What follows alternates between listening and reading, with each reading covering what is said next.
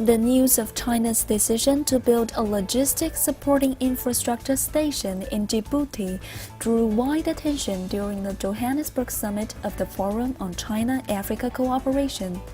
The Western media pointed out that the project would be China's first overseas military base, and there seems to be a subtle shift in China's military strategy, which claimed no interest in setting up overseas bases in the past few decades. Is that the real picture? And what's behind the move? Welcome to China Today's Mosaic. China Mosaic will first zoom in on security issues in Africa.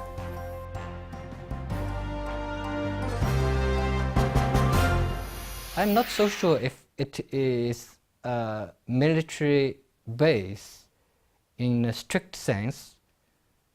I would rather say perhaps it will be a military logistic base and a fast evacuation base.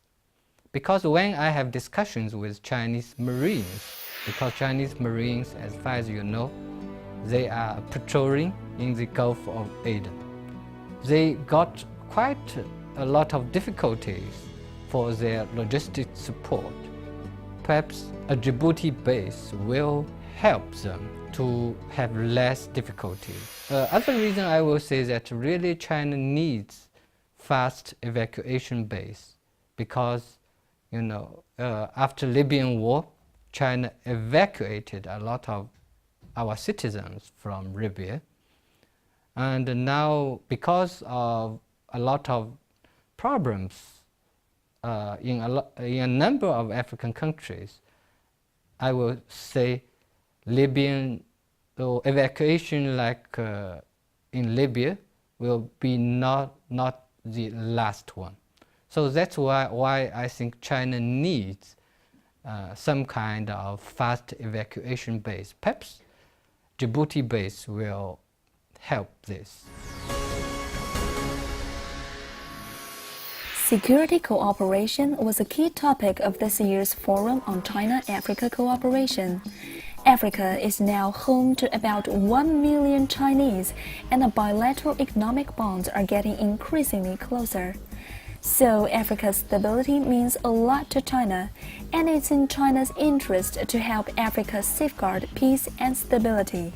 In this September, Chinese President Xi Jinping said China would contribute more to safeguarding global peace and stability during his speech in the United Nations Assembly. Some of the concrete measures in beefing up security he proposed are closely related with Africa, such as China's commitment to offering free military aid worth $100 million to the African Union in the next 5 years.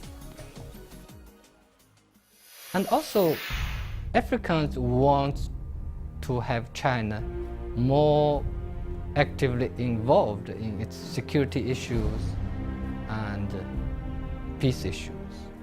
First reason is that, especially after the Libyan war, Africa is facing more problems, security problems than before. They need more international help. Although, Western powers contributed in some degree Africa's peace and stability, but they also quite negative impact on African security. For example, their policies about Libyan war. This really produced a very negative impact on African security. And that is also the reason why Africans want to have more Chinese involvement in their security issues. In some degree, they want to have some kind of balance of the influence of foreign help. After this summit, China-Africa security cooperation will be strengthened. There will be more security cooperation between China and Africa in security domains. Economic and trade cooperation was also high on the agenda. However, China's Ministry of Commerce said last month that China's direct investment in Africa plunged by about 40% in the first 6 months this year, raising worries that China's economic slowdown is dragging Africa's growth. In the first 6 months of this year, China's investment to Africa dropped quite considerably, about 40%. To my belief, this will be only a temporary phenomenon, because in the long run, I'm sure Chinese investment will increase very fast. For the previous period, China-Africa economic relations developed, I would say, very fast. But that is more in the sense of quantity, less in the sense of quality. Previous period of China-Africa economic relations were more driven by trade and contracting, especially infrastructure contracting. In the future, I will say China-Africa economic relations will be more driven by investment. Because of the limitation of the time, that's all for today's China Mosaic. Thank you for watching this program. Thank you very much.